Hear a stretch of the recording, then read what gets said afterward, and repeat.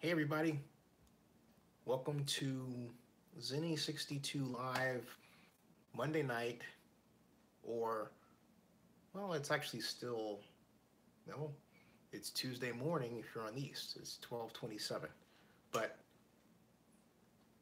some announcements before I get too far ahead. First of all, Zinni 62 has been approved to cover the NFL annual meeting. Excuse me, what am I saying? The NFL Spring League meeting. Um, and that spring league meeting will be May 22nd. Guess where? Right here in Atlanta. Right here in Atlanta. So just down the road, right? Down the road. Down the road. And so don't know what the is going to be exactly on the agenda yet. However, I do know. Well, actually, that's not true.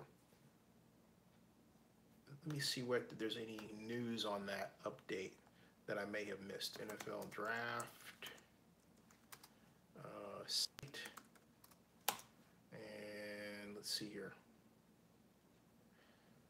News. If I click on news, NFL mock goes to mock drafts, of course. Nothing yet. NFL draft future sites. How about future sites? Finalists to host two. Yeah, the finalists were announced on February 15th of this year, and they are for the 2019 or next year. Wow, next year is 2019, and then 2020. So the finalists are Cleveland, Canton, Kansas City, Tennessee, Denver, and Las Vegas. Okay, so those are the finalists. And the winner will be announced the Spring League meeting in May. And a winning city cannot host the draft in both years, which is really too bad because, excuse me, Chicago had the distinction of having the NFL draft in consecutive years, in 2015 and 16. For whatever reason, the NFL decided to end that, and now they're moving it around. Whatever the reason, the end result is that for this year's draft, according to the commissioner, there were 20 cities that were visiting because they were interested in having the draft at some point in the future, obviously beyond 2020, right? So the NFL's glommed on this formula that says they're going to move the draft around from place to place every year. It's difficult if you're wondering, what I think of it. But it's difficult because if you're a media person and you're used to a layout, you have to change your approach every single year. You have to quite literally go in on the fly and figure out where the media place is in relation to the interview areas, where the interview areas are in relation to the theater, and so on. The neat thing about New York is we knew where everything was.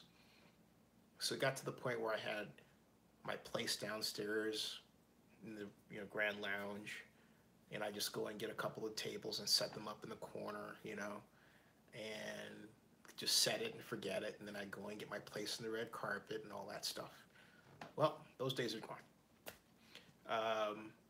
In fact, I believe there are fewer media this time, but I digress. The bottom line is we'll find out at the, hey Donis, how you doing?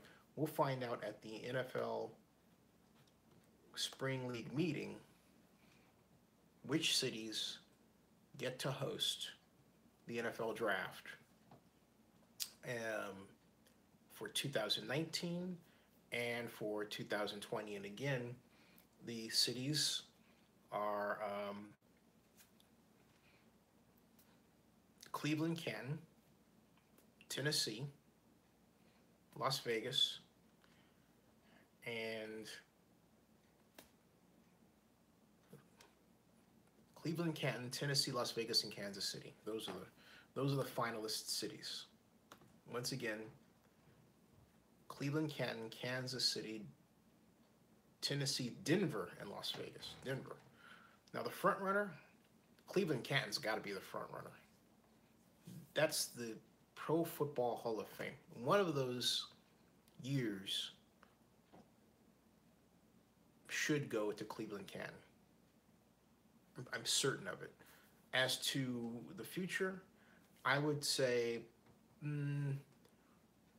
Nashville, because they had 20,000 people show up for a uniform unveiling this year. 20 or 30,000 people. But you have to see the bids, so I'm going to dig and see what I can find out. All right, now, for the big news,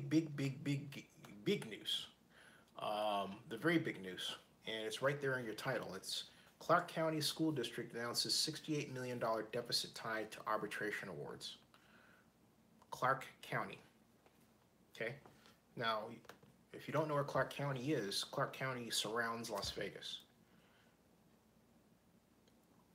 Clark County School District gets part of its funding, actually a good share of it, from the hotel room tax. Not the special stadium designated part, but the hotel room tax. This is the second time in a year that the Clark County School District will post a deficit. They posted a $60 million deficit last fall. Listen to this. This is according to the Nevada Independent, and it says Clark County School District officials are estimating a $68 million deficit for the upcoming academic year, arbitration awards, and have asked schools to adjust their budgets accordingly. Principals received a memo Monday from top district brass. Superintendent Paz Sikorski, Chief Financial Officer Jason Gouldy, and Chief Academic Officer Mike Barton announcing the fiscal situation. The leaders said the shortfall stems from the following employee-related expenses: $51 million for teacher pay raises and healthcare costs, $14 million to implement the professional growth system for the first year, and $3 million of another arbitration decision that involves paying teachers who have completed advanced degrees more money, which just makes sense, right? And the report on this says this is an unfortunate situation which could result in a reduction in force and special late spring surplus for the employee groups. Now, reduction in force means firing, okay? District leaders wrote in the memo. We know this is a challenging time, and we appreciate your efforts as we work to improve the overall financial stability of this district. So this comes in the middle of Steve Sisolak pushing through this special legislation and this special hotel tax. This is his baby, okay? And that going to the stadium. And so now it should come into full understanding why gubernatorial candidate Dan Schwartz was calling for the Raiders to pay their fair share of the stadium. These monies normally go to the school district, and as you can see, the $68 million that's needed, well, look, as you can see, they need really $120 million, well, $130, $140 million. Again, they posted a budget deficit last fall, and they're going to go into the upcoming academic year with a $68 million deficit yet again. A brand new deficit in an election year. This is new news, okay? This isn't something that was out there. This is brand new as of the 7th, this day, okay? Barry Lee says it would be real arrogant for Vegas to get one of them. Barely, I really can't read that comment because it's coming out in a garbled way. Maybe I'll retype it. Donis says, yet they find money for Davis Stadium. Right. And Malcontent, hey, how you doing, Malcontent? Big April says, I can see the residents of Vegas revolting. It's yeah, in more ways than one. This is revolting news. Um, you've got, by the way, Barry Lee, if you tweet this out, please tweet under hashtag Raiders, hashtag Vegas, hashtag Oakland. Okay. Um, this is really where the rubber of the stadium financing problem meets the road. Clark County cannot afford this kind of guns and butter trade-off. Remember, I've always compared, I said guns was sports, butter was education, right? And that's where we're at. As Donut said, it's a sad irony. It is, isn't it? It's very, very sad irony. On Twitter, a fellow running for office by the name of Mike Gunn, Gunn, put it this way. Let me go back to my Twitter account because I believe I retweeted what he had explained there. And let's see here. Excuse me for my silence while I type out my password. Didn't want to come out announcing it, right? But, okay. By the way, worldwide trends. The Met Gala is still a worldwide trend. How about that? Okay. I'm looking for, and I don't see it here. I thought I was smart enough to retweet that, and apparently I either missed it or as tweets or replies. Somehow I missed that. Well, guess what? I'm gonna have to go back and get it. Mikegunn. Mike Gunn. Nope, let's try it another way. Raiders Stadium. Try it that way. And the latest, let's see here. Okay, we've got Dan Schwartz, Raiders new home build progress. That was May 4th. So I've seen that before. That's off track.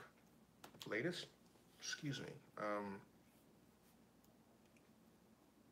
Scrolling down, 4 hours ago. Funny how you can't find exactly what it is that you're looking for, but special legislation. What I'm looking for is a special type of, well, let's see, that's not it either. Let's see here. Okay. Gubernatorial candidate. There was a fellow who, I believe I'm getting warm here, who had suggested having a special session. Oh, I get it. I know. Steve Sisolak. All right. Let's see here. Okay. Ooh. Wait a minute. Here we go. Okay. Las Vegas Review-Journal is also reporting the news. For the second year in a row, Clark County School District will have to close a budget deficit of more than $60 million, and schools will bear the brunt of the cost cutting. And someone by the name of Slammy Daniels tweets over that 5 minutes ago. If only we could find that money somewhere, but Steve Sisolak gave it all to the Raiders. To which I am going to like that and retweet that tweet because it is true, okay? And we've got, let's see here. Trying to find out more information on Sisolak here. He's taking a hammering. Wow. Replying to Steve Sisolak 2 hours ago, Clark County Schools, Commissioner Sisolak, the school district has just showed how much they, quote, appreciate us by threatening to lay off educators because of an arbitration award they refused to pay. Orwellian. And here's another one, replying to Wiley Snyder of the New Orleans, the Nevada Independent, and Christian Giuliani and 2 others. It says, Susan Braga is about the biggest piece of something, do-nothing politician currently sucking at the taxpayer tit, even worse than Sisolak. When she learns to respond to constituent inquiries about basic issues like graffiti and traffic lights, she can consider criticizing others. And here's another one, Nevada, Houston. This is 2 hours ago. This is to Sisolak. You are a Democrat, which immediately eliminates you from my ballot. 2, why do you people ride on your high horse and blame the NRA? This is the NRA stuff, okay? Still looking for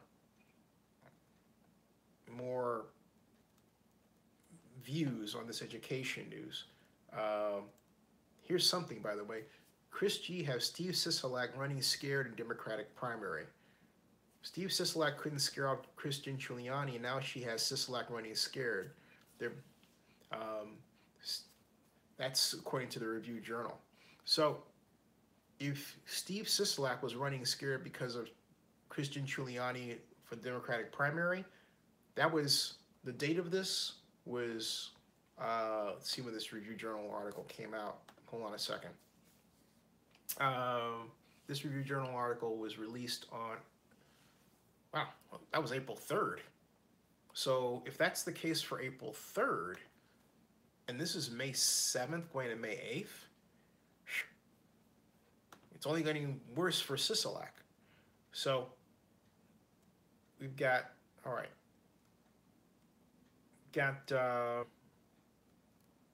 hey, by the way, casinos are no longer screening job applicants for marijuana use. Think about that. And let's see here. We've got, of course, the news about the Golden Knights, Henderson people, and so on. Okay, Strip, all that stuff. Golden Knights fans rejoicing. Huh. Those folks are going nuts over the Golden Knights. They're going absolutely nuts. Okay, so anyway, don't want to get too far off into that crap. There's a problem there.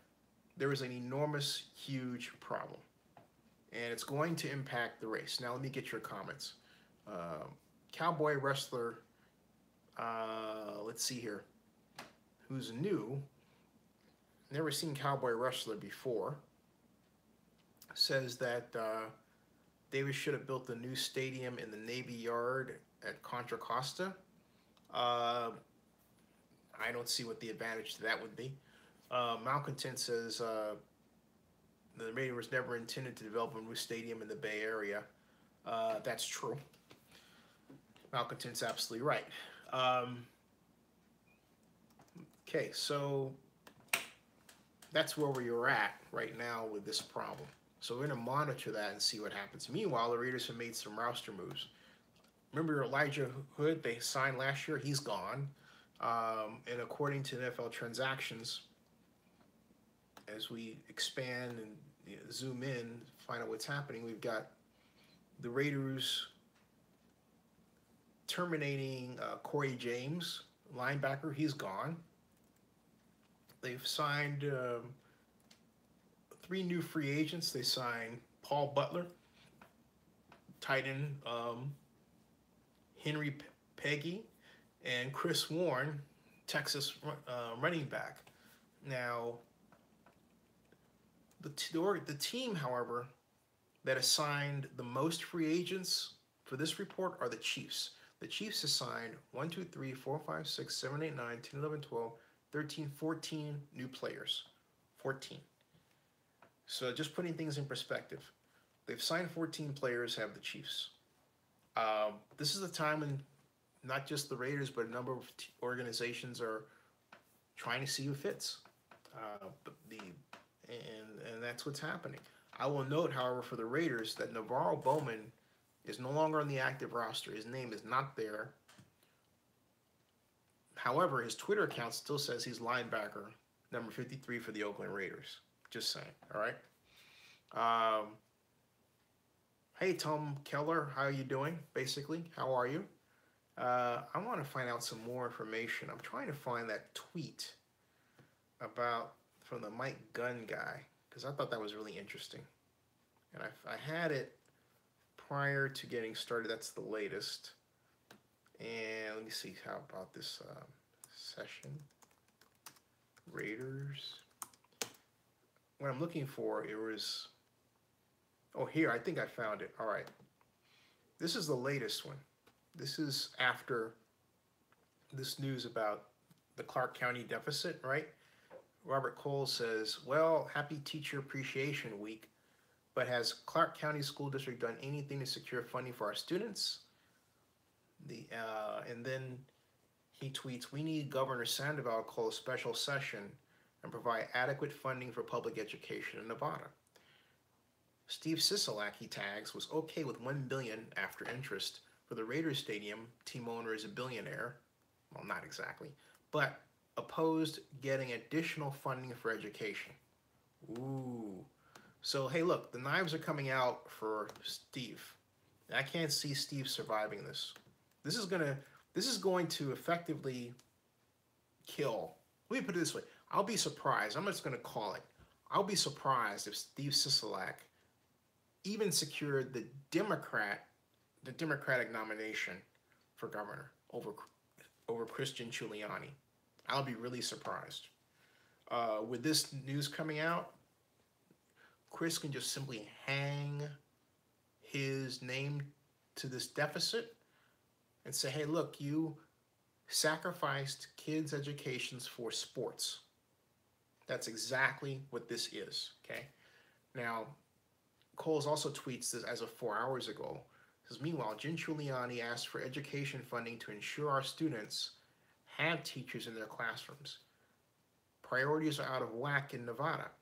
Special session for $1 billion for a billionaire, but not enough education funding to be able to keep up with inflation. Okay? And then that was 4 hours ago. 3 hours ago, more recently, he tweeted, we've asked the Clark County School District trustees to work with their employees to obtain adequate funding. Instead of taking us up on that offer, we get threatened with layoffs and blamed for the financial woes of the Clark County school system. Happy Teacher Appreciation Week. And the person who tweeted this out is Robert Cole. He's an educator and an advocate for everyone's rights. His thoughts are his own. Retweets, endorsements, all that stuff. He represents the Nevada Education Association, National Education Association of Southern Nevada is who Mr. Coles represents, okay? Stinging tweets, and very stinging. So, don't see any other information related to that in terms of the tweets. Still looking for that one I thought I saw, and I don't see it. Let's see here. Nope, don't see it at all. And nope, don't see it. So the other way I can try to look for this is if I do a search for Steve Sisolak, and then see what comes up that way. All right. Don't see anything there. 2 hours ago, I read that to you.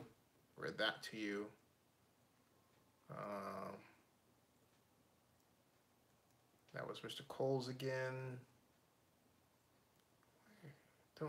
Oh, nope, that's Mr. Coles again. Okay.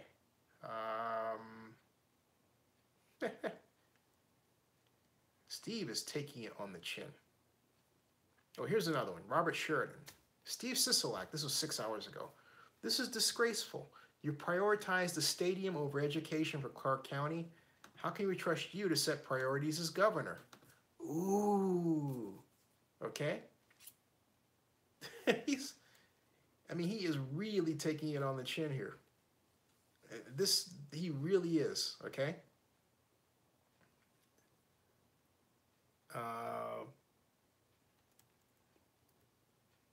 Yeah, so you get the idea. I mean, this is fun stuff.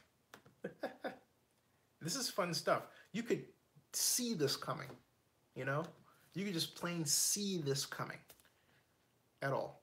You just see it coming. Barry Lee says, the Raiders signed P.J. Hall from my hometown of Seguin, Texas. Notice that. Joseph Benson says, Panthers signed C.J. Anderson. Sneaky good pickup. Barry Lee says, P.J. Hall, the Seguin High School student. Yep, that's right. But no one wants to talk about this education issue, Tom Kohler does. He says, politics. You can't see money which goes towards schools, but a stadium you can see and feel for years to come. That's so sick. I disagree, Tom, because for people who have kids who go to the Clark County school system, and they're by the millions, they see the difference, okay? Corey Brown says, the teachers recently were cited by an arbitrator to get an extra $146 per month in income, but the school district is bracing for shortfalls, only $34 million for fiscal year 2019 has to cover everything. Well, it's not just that. And, well, I mean, it's not just that, but it's also the healthcare costs too. What we see, just from an overview, is a teacher system. You have to remember something. They had a deficit last fall of $60 million. So we have a school system that is consistently underfunded, and in the face of this ongoing problem, the state and the county turn around and basically engineer it where they are not only investing $650 million really in the stadium, but they're setting it up to where they're going to have to cover, unless someone tells me that I'm wrong and no one has, any PSL shortfalls in sales that may happen. In other words, if the Raiders only sell $200 million in PSLs as opposed to $250 million, someone's got to cover that $50 million gap. And the way the legislation is written, Senate Bill 1, it doesn't point to the Raiders to do that. I don't care what anyone tells me. Read the legislation. There are federal, and not only that, read the agreements, the PSL marketing agreement.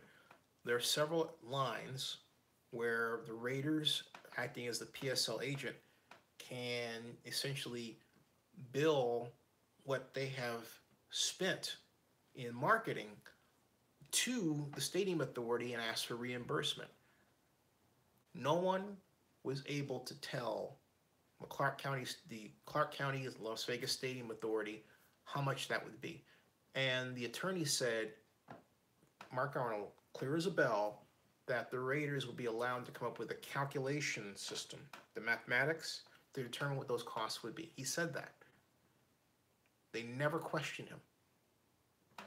So Clark County was on the hook for more millions to be spent for PSL sales alone. You know, if you want to say, how much could that be? I would say, maybe 10 million. That's 10 million that the Clark County School District would love to see. Wow. You know? Barry Lee says P.J. Hall was a first-team all-district defensive end and running back in Seguin. Hey, did you know him at Seguin, Texas, by the way? Just asking. By the way, who's better, Navarro Bowman or Derek Johnson? Should it be a choice? The Raiders apparently have made that choice. I want to know, are you comfortable with the roster moves John Gruden is making? What do you think? he's trying to establish this win now culture, but what say you? What do you think?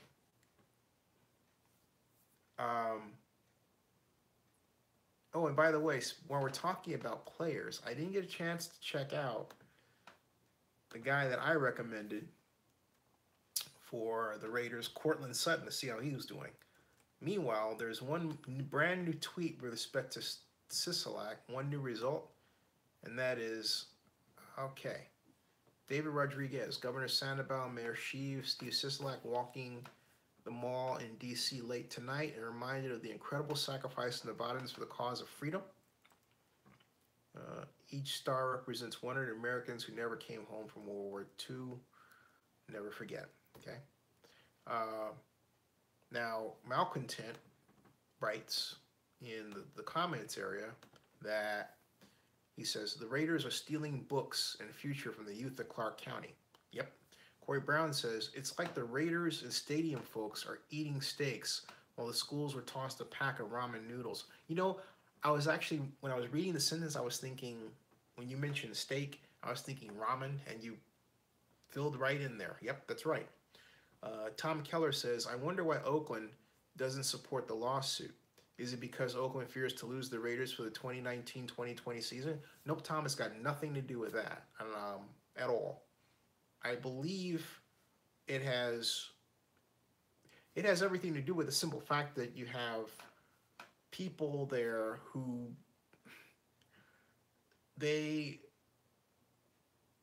I've said this before and I'll say it again. They don't like to do a lot of work. And I remember they've always said to me, Zen, you cause them more work. And this is more work for them. And it's outside their bounds. It's not something that they really understand. There's also a belief among some parties that they don't have, they really believe this. They don't believe that they have standing. Some people I've talked to, I'm not going to say who that is. I have counseled them that they're wrong, and I've explained that just because they had a 20-year lease and they reached the end of it doesn't mean you ignore the lease extensions. Because the argument that was presented to me was, well, they had a 20-year lease and that's it. Well, no. The extensions prove intent that they were putting us as the East Bay entities, as the city of Oakland, the county of Alameda, in the position of expecting the Raiders to negotiate to build a new stadium. They were trying to give us the picture that they were trying to stay in Oakland. They were fooling us. But at the same time, not acting in good faith. It's like they were putting out this false signal, okay? Meanwhile, they're working behind the scenes and behind our backs to get something done in Vegas. That was revealed in ESPN when in this article, it said that the Raiders held 3 years worth of secret meetings. The term secret meetings was in black and white. In bold, I might add. Okay? So, Donis says, boy, NFL has a black eye regarding Vegas. It does, doesn't it? Ms. Zeitgeist says, is Jack Del Rio still being paid now because of his contract? I'll find out. Tom Keller says, I wonder why Oakland, I got that part answered, okay? As well. So, where are we here? I'm still trying to find that Mike Gunn thing. Doggone it, I cannot find that. Let me try something else here. Let's see here. Okay. That was May 6th. Teacher Appreciation Week. Celebration. And Clark County. Let's see here. That was May 3rd. Okay, Robert Coles.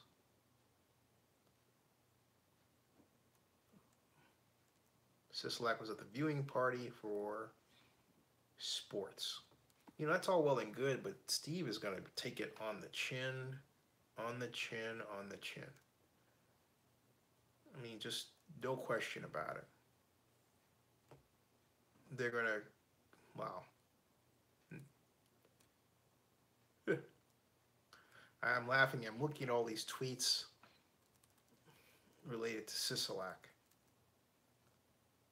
And still trying to find this Mr. Mike Gunn.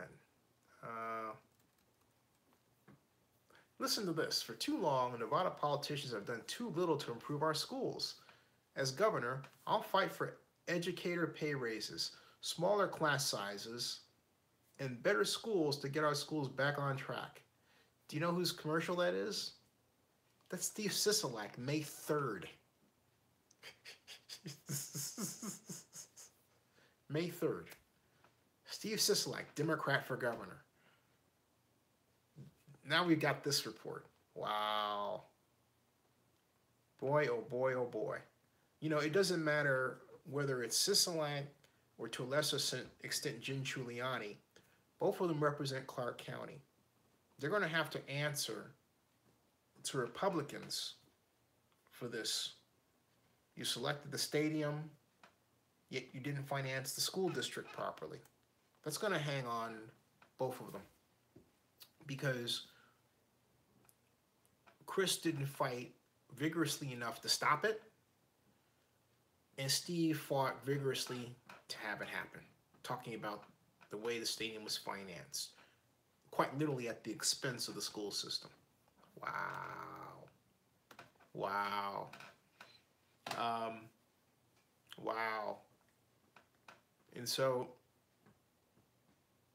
let's see here. Malcontent says, Donis, I'm expecting the NFL to deflect all the blame onto the Raiders.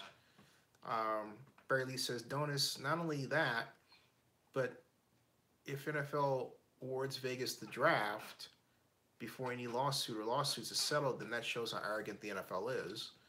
And Donis says, yep. And Barry Lee says, Zinni, I don't know PJ Hall personally because I asked Barry Lee if he did. I just saw him when he came into my theater because he was dating one of my female employees at the time. Whoa! Interesting. Hey, by the way, welcome to Zinni62 on a Monday night, Tuesday morning. And you may have heard the news by now, but the Raiders have made some aggressive roster moves. They're still reshaping the team. Navarro Bowman's not listed on it, on the roster. And with respect to the Las Vegas Stadium, there's a brand new $68 million shortfall in the budget of the Clark County School District, just announced today, or yesterday really, and this is for a school district, Clark County, which surrounds Las Vegas, which just posted a $60 million budget deficit last fall. You heard me correct. And so meanwhile, something happened on May 1st. The Raiders took over collection of the stadium tax monies from the stadium tax, right? So the Raiders have the money, quite literally have the money that could go to the school district. Wow. Wow. Hey, Black Lion, how are you? Hey, Albert, how are you doing? Albert says, laugh out loud, not surprised. Idiots. Albert and Black Lion, how are you guys doing? Welcome to the jungle. Welcome to the pond, I'll say. Welcome to the tank. Welcome to the zone. I have to figure out something to call this. Tank, zone. Welcome to the kitchen. Welcome to the, I like that because that's where I'm at. Welcome to the kitchen. Albert says he's good. All right. Welcome to the kitchen. Welcome, folks, to the kitchen. And barely, my mom is, she's okay. My mom is, she's better than she was. Thank you for asking. Still on the upswing. And just some other things I'll share privately, you know. But the good news is that she's much better than she was 2 weeks ago. You know, there, okay? And Barry Lee says he's glad that she's doing better. Yeah, so am I. Thank you. And thank you, Albert. Thank you all. Thank you all. And thank you for your prayers. very, very much. Thank you very, very much. And now, the just candidly, the thing is that I had an investor, but the investor had to, for reasons dealing with that person's business, had to interrupt the payments. So I'm been trying to find a gap financing of that. So I'm kind of like, ah, but being candid as usual. So that is the next hurdle to deal with, and I've been dealing with. Okay, so I've got an important phone call tomorrow. Really, I was supposed to have a call today, and I've been doing everything. I'm trying to change the videos I put out, the style, uh, a wider range of topics and subjects, and it hasn't quite worked yet. I still believe something weird is going on with respect to how YouTube treats my videos, because it's it just it feels like they're being restricted in terms of their ability to gain views. And I've been around YouTube a long time, so I can tell when they have this dampener. And I've said this before, and I'll say this again, but they have. Someone mentioned at a YouTube meeting here in Atlanta, the one that I went to, the meetup, that there are some people using apps as a way to get around whatever restrictions that were built into the code that can actually slow down your ability to get views, right? Then I'm thinking maybe I need to build a new app that has an RSS feed of the old-fashioned type that directly connects to the videos and gets around whatever that code system they're using. They're doing something to dampen view count, and I also noted that by now they were supposed to have a provision to tell you what the impressions were for your videos. I haven't seen that. An impression is when you look at something. For example, if I'm looking at your comment, I'm reading your comment, that just reading something. If you read a tweet, that's an impression. Even if you don't click on the tweet, let's see the tweet has a link, or let's say the content has a link, even if you don't click on that, just reading the information, like for example, Oakland Raiders roster changes after rookie mini camp, Las Vegas schools $68 million shortfall, right? What I just read to you, that's an impression. I don't have to look at the whole video, that's an impression. And so that's valuable, because it's information that's out there that that you saw, I saw, and I just read to you on top of all that. All right. But as Barry Lee has noted, Barry Lee says there's definitely something going on. Barry Lee, you wrote there's differently something going on with YouTube. You meant definitely. There's definitely something going on with YouTube. There is. There really is.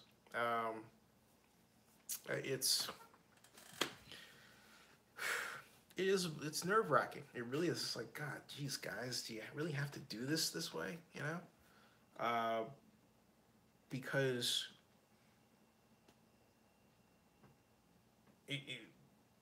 I could turn around. I'm still toying with this idea. I might do it tomorrow. I'm not going to reveal what I'm going to do. But why not? I'm thinking. I'm toying with the idea of making 100 vlogs in one day, because I've done it in events, right? But if I just one fell swoop, I just want to see what the reaction would be in terms of dollars and everything. See if they have this dampening system in place that would cause this to be like microcents on the dollar. I just have a theory that they have a dampening system in, and that's the one way to test it. Barry Lee says, yeah, I never got your notification from the other live stream before this one. You didn't? Oh, I didn't. This is the first live stream I've done today. I noticed last night people got the notification. But you're right, the notification system is very spotty. And I noticed that last night, the notification system came out right when I started the live stream, okay? Yesterday, Barry, you say you didn't see it. I saw it pop up, but today I didn't see one. I don't know if, I didn't see one. but there's 31 people watching now. However, I have 40,000 subscribers, okay? So something is wrong where all of my subscribers are not getting my notifications. And what happens is that YouTube changed the system in a very, I think is very sneaky. They changed it so that the default is for subscribers to not get the notification. And so I don't get the clicks and everything. It used to be that you would get a notification, you knew my video was out there, period. And then it appeared in suggested videos far more often. And even though they claim that it still does, it's to a lesser extent. They're definitely doing something. And I'm trying to, Albert, you didn't receive it either? See, Ms. Zeitgeist says, I got a notification you were live in the sidebar. Okay, make sure you hit that bell. There's a bell. Make sure you hit that. But you guys have. And my point is, and I apologize, I know Albert you have, I know Barry Lee you have. This is YouTube. YouTube is trying to actively choke off my ability to get views. That's how they play favorites, you know. Backline Supreme says facts, Barry Lee. Yeah, that's what's going on, you know. Tom Keller says, are there any news about Khalil Mack? Let me see. I haven't heard anything. Let me see here. Khalil, Mr. Mack, Raiders.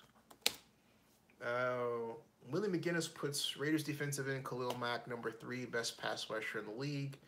Gruden, Raiders needed a pass rusher other than Mack and Irvin, which I really think why they went to get Arden Key. And Raiders hope trio of draft picks can help Mack and Irvin. I think they can. I really do. Because it's wrong for the Raiders to have to rely on one guy to be their pass rush. And for the past, arguably, 2 years, that has been the situation with Khalil Mack. He's been the one guy. You take away Mack, there's Khalil Mack here, and there's the rest of the Raiders defenders. And they need to bring that up. So I think they're absolutely right, John Gruden and his staff, that they need people who can contribute better to the sack production. But Tom, there's your news about Khalil Mack, okay? All right, it is 1:15 in the morning. I've been on here for 48 minutes. John Mark says, hi guys, no notification tonight, so sorry I'm late. Hey John, welcome. And yeah, YouTube's done it again. I'm gonna report it, not getting the notification. And again, there's this problem. Black Lion Supreme says, we had a great draft this year and we'll have a great season. Go Raiders. Malcontent says, Google YouTube has its content producers by the short hairs. Yeah. And Barry Lee says, is there any news about future meetings with the JPA in Oakland? Yeah, the next one comes up next month. Well, this is April, this is May. So the next meeting will be later in the month. And I remind you, the Raiders have until June 30th to answer the JPA's question regarding whether or not they're going to sign the lease offer that the JPA has given them. Ms. Zeitgeist says, how would you grade the Raiders draft this year since they didn't get Mike McGlinchey because of the coin flip? I'm not of the opinion they needed it myself. I wanted them to take Cortland Sutton. Given, and I'm going with their Moneyball strategy, my observation is they executed Moneyball strategy from that perspective, I'm going to give them an A. Because, sure, it's not the way I would have done the draft, okay? But the way they did the draft was very dastardly. It was very dirty, in a sense, because they very coldly went after players that they knew were high value, low cost. But think about what gets you low cost. Injury problems, or health issues, like Maurice Hurst, okay? Drug problems and allegations of drug problems. A player who needs a fresh start, Martavius Bryant, okay, coming from the Steelers to the Raiders.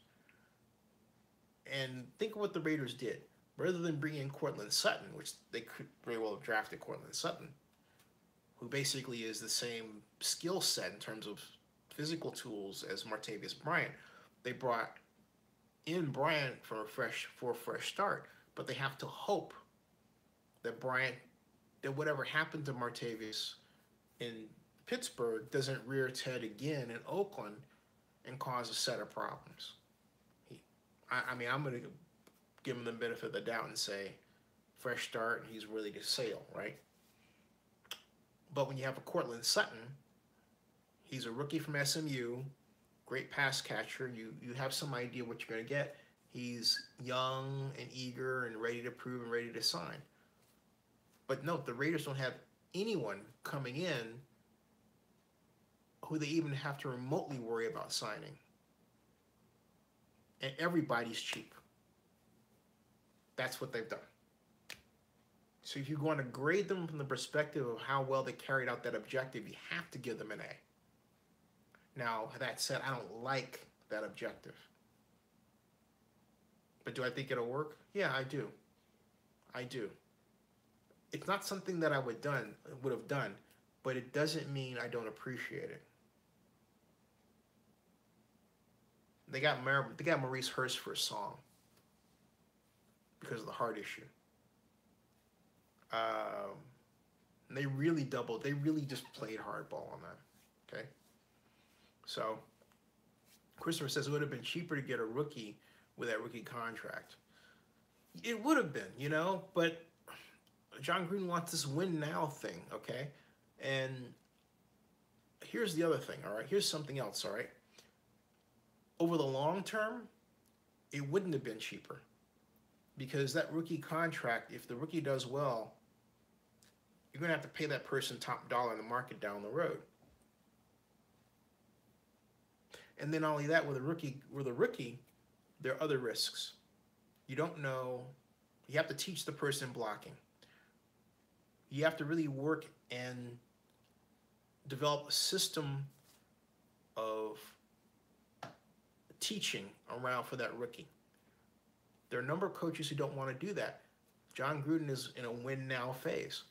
So he doesn't want to have, and I've said this before, a rookie running back, he has to teach to block. Dirk Carter said it best. He says, if you get a veteran runner, like Doug Martin and Marshawn Lynch, you know that they know how to block. You know that they understand how to read a linebacker and what the linebacker is doing as they come out of their breaks, come in a formation if they're going out for a pass. They know how to execute the right block with their shoulders. These are things you don't have to teach them. But a rookie you have to teach. Okay. So, hey, Jack Bauer, how are you? Cowboy asks something I missed.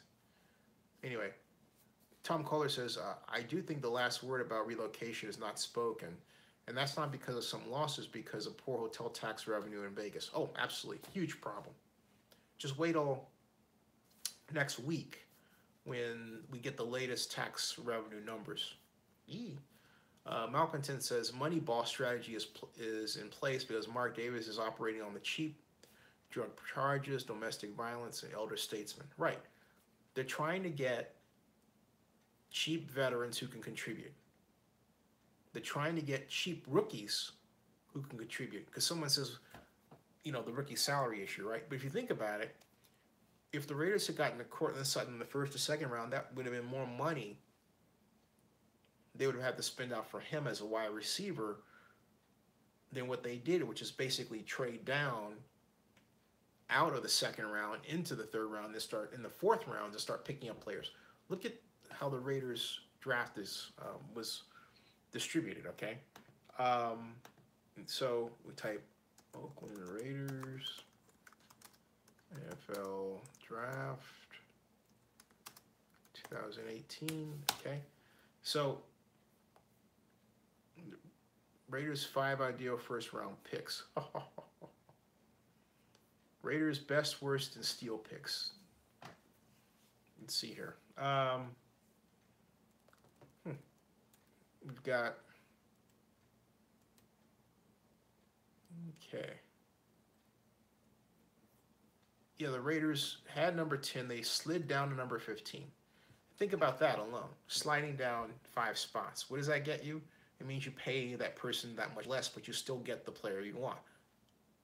Again, the rule of thumb in terms of payment is this. The first player picked sets the tone.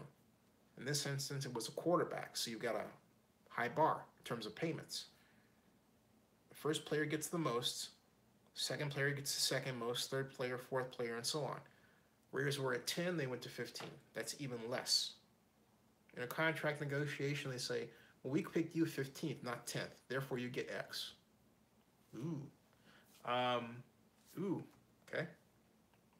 So, and don't think they're not playing that. Completely, okay?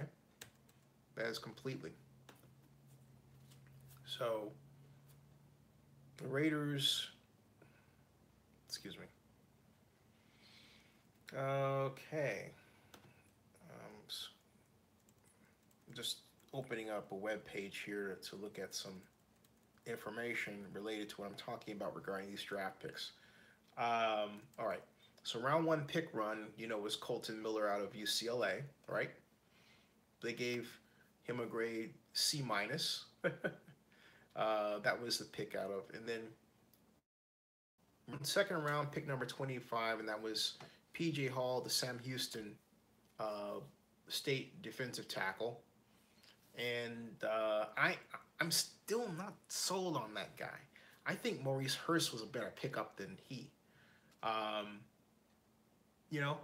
Now, because he's this squat nose tackle type of guy. Let's see. Let's see what happens here. But it's almost as if they picked him, the Raiders did, not certain that they could get Maurice Hurst, and they got him. Okay, so in round 3, pick 1, number 65, they got Brandon Parker, offensive tackle. And that was the first of 2 offensive linemen. And then round 3, pick 23, they had Arden Key, as you know. And then the other line person. And of course, round 4, and then they had Nick Nelson, the cornerback. But then round 5, that's when they really got busy. They had Maurice Hurst, and then of course Johnny Townsend. And then number 6, they had Azim Victor, and then number 7, they had Marcel Aitman, Oklahoma State wide receiver. All right, so that rounded off the draft. So you had Colton Miller from UCLA. They brought in, and then they had Brandon Parker, North Carolina A&T, as well. P.J. Hall, I'm just not. I'm not sold that should have been the guy. I'm really not. I really believe they should have went after a guy like Cortland Sutton, and I'm just not convinced. Not convinced. At all. Could they have went after quarterback? Sure, but the Raiders have corner and safety from last year. It's not as if they didn't draft for that need last year, and the guys are still on the roster. Not only that, those guys didn't play. And you know who I'm talking about. I'm talking about Obi Melifonwu and Gainian Conley. All right? So, on top of the other roster moves they made in the secondary. So I'm not convinced that the Raiders need to go after a cornerback in the second round. However, I am convinced they didn't need to draft P.J. Hall.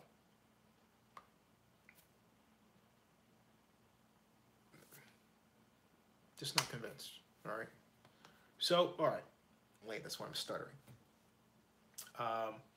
Christopher says P.J. Hall is more like a 3rd to 4th round pick. Yeah, they took him in the 2nd round. John Marks Oh, Joseph Business says, yep, that's why I said Zinni's theory might just be right, malcontent. Yeah, money, it's money. One word is money. That's it. Malcontent says the silver and black may be taking the long road. Look out in 2019. John Mark says, watch horror films, keep America strong. Yeah, it's time to go to bed. So anyway, there you go. You can still invest in Zenny 62, by the way. $2 for coffee is fantastic. All right. I will see everybody tomorrow. And hey, Wednesday, I want you to mark your time slot in your calendar. Wednesday at 8 o'clock Pacific, 11 o'clock Eastern. I'm having Oakland mayoral race candidate Kat Brooks on. Very special hour show because Kat is most famous for trying to hold recall elections, first for Oakland Mayor Gene Cron, and then for Oakland Mayor Libby Schaaf. And in the case of Mayor Schaaf, went to Libby's house, which I wouldn't have advised, but went to Libby's house and basically advocated for the right to camp out on her lawn, since Libby had said, hey, look, in order to help us in Oakland get rid of the homeless, stop the homeless problem, right? We want you to take in a homeless person. So Kat Brooks took her on her word and said, well, hey, you do it. Put them on your, put us on your lawn. She's not homeless, but I'm speaking euphemistically, okay? Kat Brooks took my advice and said, hey, look, Zinni's got a point. If I want to make a difference, I need to run for mayor.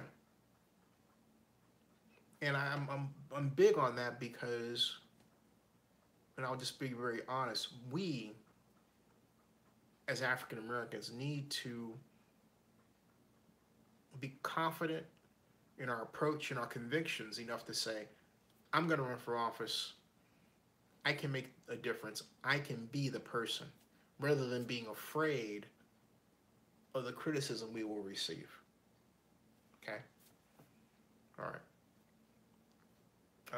Ms. Zeitgeist says, SI says, in drafting and trades, the Rams were the biggest winners. John Mark says, Kat Brooks should be an interesting interview. I'm really looking forward to it. And Malcontent, and by the way, she also got the endorsement of Donald Lacey, who sadly lost his daughter in murder in Oakland, and then successfully fought to have the city slogan be love life, like over the wishes of the mayor, which I thought was terrible on Libby's part. She didn't handle that correctly at all. So now he is endorsing Kat Brooks. So anyway, good night, everybody. Time to go to bed. I'll see you. Okay.